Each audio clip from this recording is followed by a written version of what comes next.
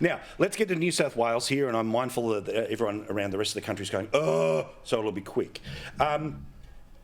Some polling at the start of the week told us that late breakers were starting to go, and I'm talking about the Resolve poll, was starting to go the coalition's way. I think anyone who saw the People's Forum last night and is seeing the industry polling that Andrew Clennell's been talking about is that it's well and truly Labor's to lose. The question is whether it's going to be a minority or a majority. We'll get into, again, some of the different facts about things like One Nation and all the rest of it. But, Richo, I heard you earlier in the week. You say not just a win, majority. So if that's the case, does that happen Saturday night? Or in a just vote one system, we're still, and they cut counting at 10:30. We're waiting till Monday for this to happen. Yeah, I suspect Monday will tell us everything. I wax and wane on how this is all going, but I think Minns is pretty well home. The question is majority or minority. That's really the only thing to be decided now. Bronwyn, is that the question now? Minns is home and it's the question? No, the question is just how the impact of perhaps One Nation impacts the vote for the government. Let me say, I think One Nation has come in from the cold, and it is seen as a very viable player in the field. And I would simply say to people who feel that they really want to vote One Nation number one, put Liberal number two, and that will be important, because traditionally they're not people who like to give their preferences. Well, but I would like to see them on this occasion allocate that preference if they want to vote One Nation first. Well, it's funny you say that, because we reached out to the Electoral Commission to work out at the 2019 election how many people just voted one and walk away. Across the state, the average is 61%. Yep. There were just 4 electorates in New South Wales that didn't have a majority of people who walk in before the poll, on the poll, or postal, one and walk away. So that is, in fact, where the maths works here, where Keane has made a decision, and again, we're talking about a result before there is one here, Michael Kroger, but Keane made the decision that, we can't do what the federal government did, we've got to somehow sandbag against the Teals. Oh. Well, statistically, the reality was the first past the post sort of just vote one system effectively knocks out the Teals straight away.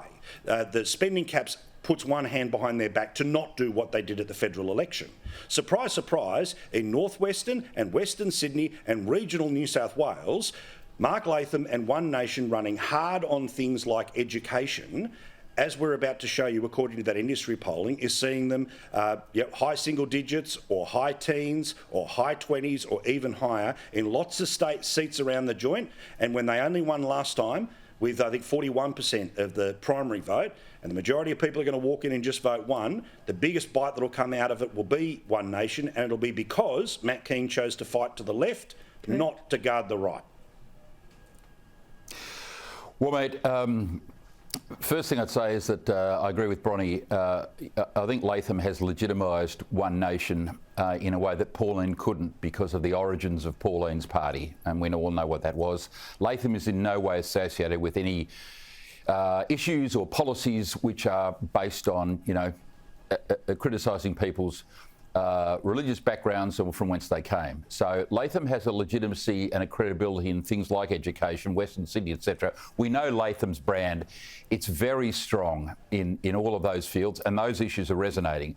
Secondly, getting a fourth term, history's against you. They did it in South Australia Labor at 2002 to 2018, but history's against you getting a fourth term, although federally, of course, Hawke and Keating did it. And thirdly, I'll say this. I did my first election coverage, Richo, I think with you in 1988, if I'm not mistaken. And I don't think there's been a better, more accurate commentator in Australian political history in my lifetime than you, mate. And unfortunately, if you're saying it's going to be a Labor majority, it'd be a wise man to dispute you. I hope you're wrong. I hope Dom wins. But, mate, you've been unerringly successful and accurate for what, that 34 years, mate. We are getting on. We are indeed. By the way, I do have to ask, because obviously I was enjoying, at the heights of 9, and then obviously the stuff you've done at Sky. When you two blokes would just rip in, and I mean absolutely have a Barney, was it foot rot flax where, after the fight it's just, good on you and high fives? Or was there one election night you can remember, Richo, where the stings were landing in both directions, and everyone was looking down and wasn't talking to each other, and Ray Martin sort of sitting there awkwardly in the middle going, "Gentlemen, would you like some water?" Now, look, it's the opposite of that. I mean, Michael and I'd have to organise the fights because it'd get so boring. We'd say, well, listen, let's have a blue, and we'd work out something to fight about. That's only fair. Well, I think the first one we did, mate, was I think we did the state campaign in Victoria in 1988, and then the first federal one might have been 1990, and then we did a series after that. And mate, you'll recall that the worst thing about election night was driving home, because the owner of Channel 9 would invariably ring for an hour. If he couldn't get on to me, he'd ring you, and if he couldn't get on to you, he'd ring me for an hour, and he'd want to go through every seat. And you didn't want to say to him, listen, Kerry, I'm in the car, I haven't got any of that stuff in front of me. He'd want to go through what's happening in Cogra and what's happening in Howard's seat and how's this and go. Anyway, Well, they listen, were great days, and Channel 9 were magnificent to work for over those years. And They were. As is Sky Kerry now. Packer, boy, did he... Chinese food for everyone. Packer knew how to run a television that station. sounds very and boys' those club to coverages me, were you brilliant. two. Oh, come on, give us the ladies' perspective. That sounds very boys' club to you, because in '88, of course, was the big Nick Greiner election. I was both party president and senator to go into that election, and we had a huge win. So I too was doing lots of commentary, but I was enjoying the night big time. We had a massive win. A very good president and senator you were too, Bronnie. We love her.